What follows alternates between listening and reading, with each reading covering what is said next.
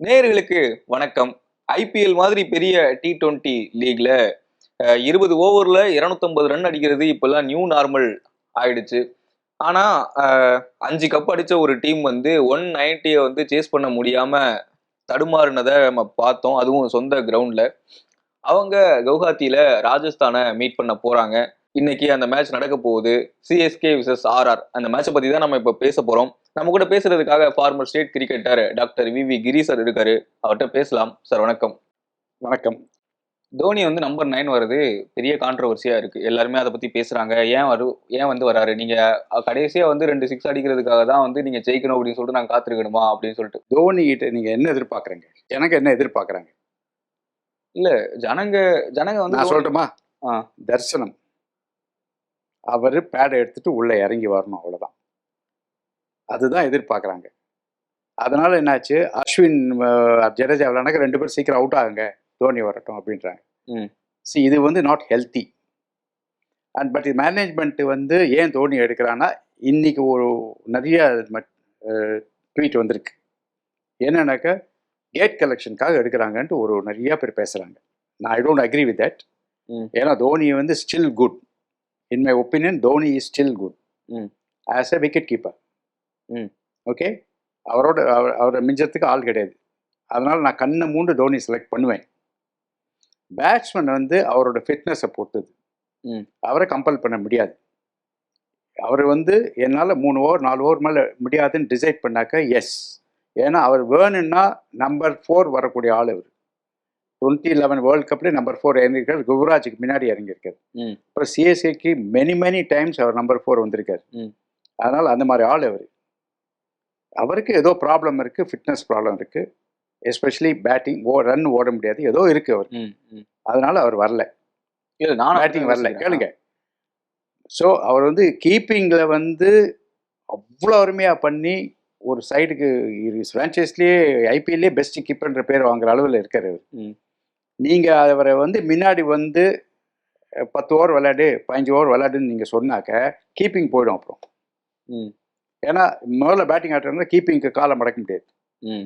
Has got some leg problem, injury problem. அதனால் அவர் வந்து he is doing what best can be done, அதை பண்ணிட்டு இருக்காரு. இவங்க ஏதாவது ஜனங்களுக்கு வந்து அவர் ஃபேஸை பார்த்தாலே போதும். அதுதான் நான் என்ன சொல்கிறேன், விக்கெட் பண்ணும்போது அவர் ஃபேஸை பார்த்துக்கோங்க. அவர் பேட்டிங் வந்து லிமிட்டேஷன் வந்துருச்சு அவருக்கு. இப்போ வந்து அவர் கடைசியில் வந்து அவரால் ரன் ஓட முடியாதுன்னு சொல்லிட்டு பவுண்டரிஸ் அடிக்கிறதுக்கு வந்திருக்காரு அவர். ஸோ அந்த லக்கு ரொம்ப நேரம் இருக்க முடியாது. ஏன்னா முன்னாடி வந்தாக்க சிங்கிள் டூஸ் எடுக்காமல் நீங்கள் விளாட முடியாது. அதனால் he is decided to come late. He sending everybody and is coming 9 down. அதை பற்றி நீங்கள் இது பண்ணக்கூடாது. யார் 2 டவுன் வரும்போது நல்லா இருந்ததில்ல உங்களுக்கு. சப்போஸ் 2 டவுன் வரும்போது அடித்து ஃபெயில் ஆகிட்டானாக்க எல்லாம் இவன் ஏன் 2 ரன் வந்தான், இவனா வந்திருக்கணும், ரெகுலர் பிளேயர் தானே வந்திருக்கணும், கோலி தானே வந்திருக்கணும் அப்படிம்பாங்க. ஸோ அதனால் வந்து he knows what to do. அவரோட ஃபிட்னஸ்க்கு ஏற்ற மாதிரி அவர் வந்து ரியாக்ட் பண்ணுறாரு. ஜனங்க கிரீடியாக இருப்பாங்க, அதை பற்றி இது பண்ணக்கூடாது. ஏன்னா அவங்களாம் வர்ஷிப்பர்ஸ். இல்லை இதுதான் ரீசன். நான் வந்து இதை வந்து மெனி பீப்புள் ஆஸ்க் மீ. நான் அதை என்னோட இதில் சொல்லியிருக்கேன். நான் இந்த மாதிரி Dhoni knows what to do. Okay, worship அப்படின்றது வந்து எனக்கு அது தப்பா தெரியல. ஏன்னா வந்து நேத்து வந்து தோனியை கொண்டாடுற அதே ஜனங்க தான் வந்து தோனியை வந்து நம்பர் 9ல வராரு அப்படின்னு கேட்டாங்க. சரி, அதனால அவரை கர்ஸ் பண்ணாங்களா சார்? பேசினாங்க சார். இல்ல ஆசைப்படுறாங்க முன்னாடி வரணும்ட்டு. வந்திருந்தா இவ்வளவு ரன்னு வந்து டிஃபரன்ஸ்ல கூட தோத்துருக்க மாட்டோம் அப்படின்னு வந்து அடிக்கணும்னு ஆசைப்படுறாங்க. வந்து அவுட் ஆயிட்டு போனாக்க ஜனங்க வில் பி வெரி டிசப்பாயிண்டட். கிரிட்டிக்கா வைக்கிறாங்க சார். இல்லை, தோனியை கிரிட்டிசைஸ் பண்ணவே மாட்டாங்க. ஏன்னா தோனி நான் சொல்றேன், போனஸ் அவர் பேட்டிங்கு. Is only fit for wicket keeping and captaincy. கண்ணிலே கேப்டன்சி பண்ணுவார் அது மாதிரி. அண்ட் அவர் நீங்கள் வந்து நேற்று டிஆர்எஸ் கூட ஒன்று வந்து ருத்ராஜ் வந்து போலர்லாம் கேட்கல, நேரம் தோனியை பார்த்து இப்படின்றான். தோனி அப்படின்ற உடனே அப்படி கைக்காங்க. அப்படிதான் அவர் இப்படி பண்ணுன்னு கூட சொல்லல தோனி அப்படின்றது. ஸோ அவர் கேப்டன்சி பண்ணிட்டு இருக்காருங்க. அண்ட் ஆல்சோ அவர் வந்து விக்கெட் கீப்பிங் 100% பண்ணுறாரு. அது வரைக்கும் உங்களுக்கு போனஸ். ஓகே, அதுக்கு மேலே எதிர்பார்க்கக்கூடாது அந்த வயசில். ஓகே, பெரிய டோட்டலை வந்து சேஸ் பண்ணுறதுல நீங்கள் சொன்னீங்க 5 தடவை சாம்பியன்ஷிப் டீம் வந்து 200 கூட அடிக்க முடியலன்ட்டேன். அதுக்கும் இதுக்கும் சம்மந்தம் இல்ல. சம்மந்தம் இல்லை. Okay. ஏன்னா இந்த தடவை சைடு வந்து ரொம்ப weak. Very very weak side. மும்பையும் சரி, மும்பை போன வருஷமே சரியில்லை. சென்னை வந்து போன வருஷமும் சரியில்லை, இந்த வருஷமும் சரியில்லை. ஸோ அதுக்கு காரணம் வந்து ஆக்ஷனில் கோட்டை விட்டாங்க. ஸோ அதனால வந்து 200 எதிர்பார்க்க முடியாது. அடிக்கலாம் 200 வீக் சைடு கட்சினா அடிக்கலாம். முன்ன மாதிரி பேட்டிங் இல்லை. அதான் ஆர்சிபி கூட ஒரு மேட்ச் நடந்தது. சிஎஸ்கேல எவ்வளவு ஓட்டு இருக்குன்றத வந்து பெருசா எடுத்து காட்டுச்சு.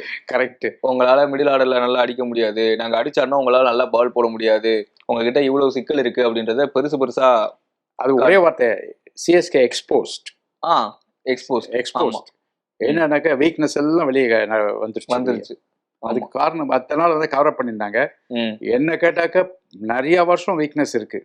தோனின்னு ஒருத்தர் கவர் பண்ணியிருந்தார்.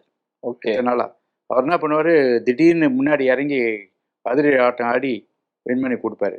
அந்த மாதிரிலாம் பண்ணுவாங்க சில போலர்ஸ். ஓரளவு டீம் நல்லா இருந்தது. இப்போ லாஸ்ட் 2 வருஷமா டீம் ரொம்ப மோசமா இருக்கு. மறுபக்கம் ராஜஸ்தான் ராயல்ஸ் வந்து ரியான் பராக் அப்படின்னு இன்எக்ஸ்பீரியன்ஸ்டு கேப்டன் கீழே களமிறங்குறாங்க அப்படின்லாம் சொல்றாங்க. எனக்கு இன்எக்ஸ்பீரியன்ஸ்ட் அப்படின்ற வார்த்தையில வந்து எனக்கு பெருசா உடன்பாடுலாம் கிடையாது. யாரா இருந்தாலும் அனுபவம்னு ஒன்று வேணும். அது வந்து சீசனோட தொடக்கத்திலேயே ரியான் பராகுக்கு கிடைச்சது ரொம்ப ரொம்ப நல்ல விஷயம் அப்படின்னு நினைக்கிறேன். ஏன்னா தொடர்ந்து அவர் பேக் பண்றாங்க. ஃபியூச்சர் வந்து ஆர்ஆரோட கேப்டனா ஆகலாம் அப்படின்னும் போது ஒரு ப்ரெஷர் இல்லாத ஒரு கண்டிஷன்ல அவரை கேப்டனா இருக்க வச்சது ரொம்ப நல்லது அப்படின்னு நினைக்கிறேன். அவரோட கேப்டன்சில 2 மேட்ச் ஆடி இருக்காங்க. செயல்பாடு எப்படி இருக்கு? அவர் வந்து கேப்டன்சி சரியா பண்ணாரா பண்ணலங்கிறது அது தனி மேட்டர்.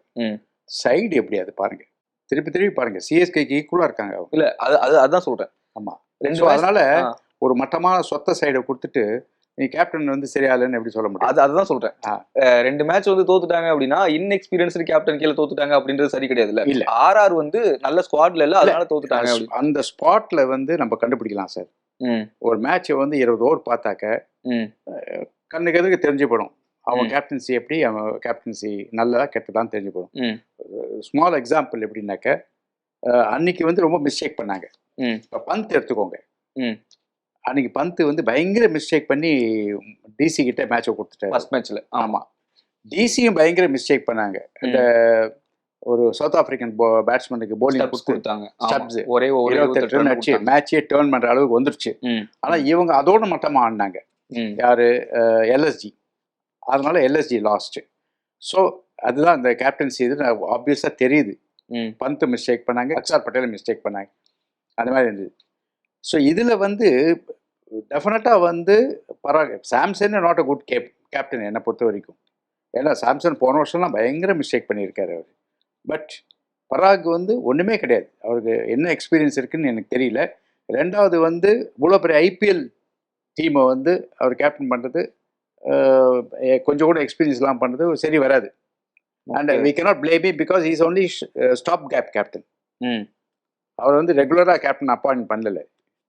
சாம்சன் இன்ஜர்ன்னு சொல்லிட்டு அவர் கேப்டன்சி கொடுத்துருக்காங்க. ஸோ அதை பெருசாக எடுக்க வேணாம். ஓகே. இல்லை நான் என்ன சொல்றேன்னா, கவுஹாத்தி மாதிரி ஒரு விக்கெட்ல பால் டேன் ஆனாலே வந்து ஆர்ஆர் பேட்ஸ்மேன்ஸ் தடுமாறுறாங்க. அப்படி இருக்கும்போது அவரை மட்டுமே சொல்லி என்ன பண்றது அப்படின்ற மாதிரி எனக்கு தோணுச்சு. அதனாலதான் இல்ல கரெக்ட் தான். அது team is a week team. Captain ஒன்றும் பண்ண முடியாது. ஓகே. 2 அண்டர் பெர்ஃபார்மிங் சைட்ல ஆர்ஆர், சிஎஸ்கே. அதுல வந்து சிஎஸ்கே கொஞ்சம் முன்னாடி இருக்கிற மாதிரி இருக்கு. எனக்கு வந்து நாளைக்கு போய் ஒரு 2 பாயிண்ட் வாங்கிட்டு வந்துருவாங்க அப்படின்ற மாதிரி தோணுது. கண்டிப்பா பெட்டர் போலிங் சைட், அதுல டவுட்டே கிடையாது. 3-4 ஸ்பின்னர் வச்சிருக்காங்க. பிளஸ் பத்திரனா அன்னைக்கு ரொம்ப நல்லா அருமையா போட்டிருக்காரு. ஃபிட்னஸும் ப்ரூவ் பண்ணிட்டு அருமையா போட்டிருக்காரு.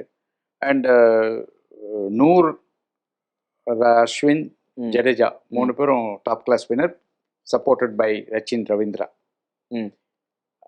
அது தவிர வந்து கலீல் அகமட் வேற இருக்கார். ஸோ அதனால டெஃபினட்டாக better side and better captaincy இருக்கும். ஏன்னா ருத்துராஜ் தப்பு பண்ணாலும் தோனி இருக்கார். அவர் வந்து மேட்டரை கெட்டு போக விட மாட்டார். ஓகே.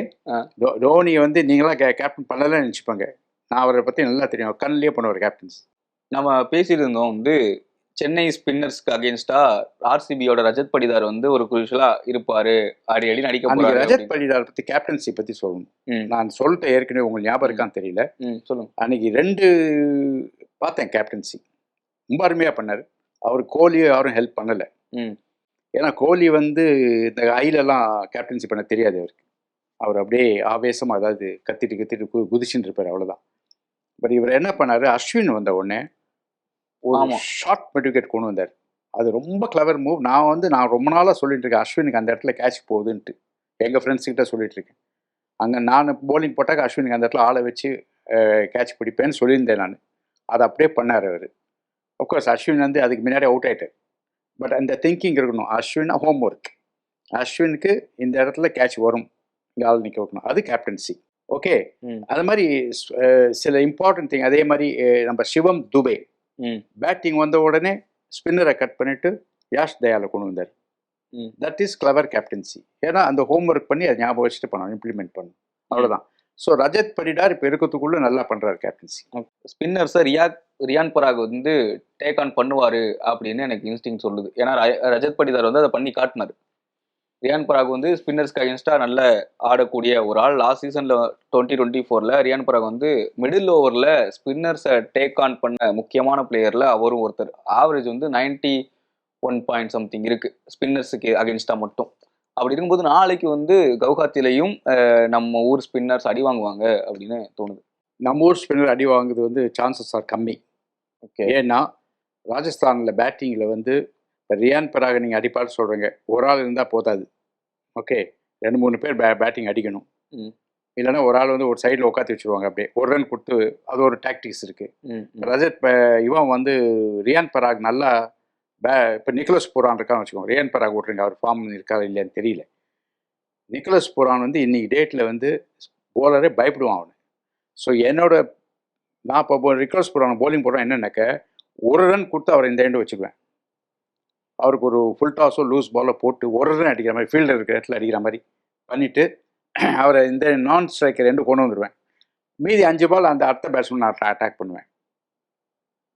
இப்படி தான் வந்து நாங்கள் ஸ்ட்ராட்டஜி போய்க்கணும். எதுக்குனாக்கா அப்போ தான் வந்து இல்லைன்னா நீங்கள் அவனுக்கு 6 பால் 5 பால் நீங்கள் அவனுக்கு கொடுத்தோம்னா 5 6 அடிச்சுடுவான் நிக்கோலஸ் பூரான். அந்த மாதிரி நல்ல பேட்ஸ்மேன் இருக்கும்போது அப்படி தான் பண்ணணும். ஸோ ரியான் பராக் வந்து எல்லா பாலும் ஸ்ட்ரைக் கிடைக்குமான்னு தெரியல. ஒரு பேட்ஸ்மேன் போதாது, அட்லீஸ்ட் 3 பேட்ஸ்மேனாக வேணும். ஸோ நீங்கள் சொல்கிற மாதிரி ஜெய்ஸ்வால், சாம்சன், ரியான் பராக் 3 பேர் அடித்தா நல்ல டோட்டல் ஒரு சான்ஸ் இருக்குது. But Noor Ahmad is such a good bowler. அவர் எந்த சைடுக்கு அகேன்ஸ்டாலும் விக்கெட் எடுக்கக்கூடிய கெப்பாசிட்டி இருக்குது அவருக்கு. கவுஹாத்தி ஸ்டேடியமில் மிடில் ஓவர்ஸில் தான் வந்து அதிகம் விக்கெட் கொடுத்துருக்காங்க. ஒரு இன்னிங்ஸ்லலாம் 6 விக்கெட் வந்து மிடில் ஓவரில் மட்டுமே போயிருக்கு. அப்படி இருக்கும்போது சென்னை மிடில் ஆர்டரில் பேட்டிங்கில் வந்து ரொம்ப ரொம்ப வீக்காக இருக்காங்க. நாளைக்கு என்ன நடக்கும்? மிடில் ஓவரில் விக்கெட் கொடுத்துருவாங்க அப்படின்ற மாதிரி தோணுது. இல்லை, ஒன்று ஹசரங்கா, தீக்ஷனா 2 பால்ஸில் 2. இல்லை, நீங்கள் வந்து விக்கெட்டு பார்ப்பாங்களா இல்லை பவுலர்ஸை பார்ப்பாங்களா? கவுஹாத்தி விக்கெட்டு மட்டும் பார்த்தோன்னா விக்கெட்டில் விழுந்துருமா? பவுலர்ஸ் போட வேணாமா ஒழுங்கா போலிங்கு? இல்லை, நல்ல பவுலர் தான் சார். அசரங்கா வந்து நல்ல பவுலர் தானே. அதுதான் நான் சொல்கிறேன், அசரங்கா நல்லா போடணும். மீதி ஒரு 5 பேர் இருக்காங்க பவுலர்ஸு, ஆர்ச்சர் மாதிரி போட்டாக்க. ஸோ அதனால அசரங்கா ஆல்சோ அந்த 4 ஓவர் நல்லா போட்டாக்க ஒரு மேட்ச் வின் பண்ண முடியாது. That doesn't reflect Guwahati wicket. Okay, bowler நல்லா போடணும், ஃபர்ஸ்ட் விக்கெட்டை யூஸ் பண்ண தெரியணும் பவுலருக்கு. அவர் மாட்டம் வந்து எராட்டிக்காக கண்ணாப்பண்ணாட்டு வைடு விக்கெட்லாம் போட்டுருந்தாருனாக்கா விக்கெட் என்ன ப்ளேம் பண்ணி என்ன யூஸ்? நாளைக்கு மேட்ச் வந்து நீங்கள் என்ன எதிர்பார்க்குறீங்க? கிளியராக சிஎஸ்கே சுப்பீரியர் சைட். ஆர்ஆர் ரொம்ப டவுனில் இருக்குது. ஓகே, T20 என்ன வேணால் நடக்கலாம். ஸோ அதை பற்றி, ஏன்னா பெரிய பெரிய சைடு கூட காலை வாரிட்டு போயிருக்கு. But on paper CSK better side, especially better bowling. And இவங்க வந்து போலிங் ரொம்ப ஆர்டினரியாக இருக்குது. துஷார் தேஷ்பாண்டே, சந்தீப் சர்மா, தீக்ஷனா, ஆர்ச்சர் யாரும் சரியாக போடுறதில்ல, தாங்காது. வேற இவங்கள வந்து 2 வீக் பாயிண்ட் இருக்குது, திரிபாதி அண்ட் ஹூடா. மறுபடியும் அவங்களே நம்பர் 2 நம்பர் 3 இறக்கினானாக்க அவங்களோட விநாச காலம் சிஎஸ்கேக்கு ஓதப்பட சான்ஸ் இருக்கு. ஓகே, பட் என்ன கேட்டாக்க நார்மல் கண்டிஷனில் CSK better side. Okay sir, தொடர்ந்து பேசலாம். Right, thank you.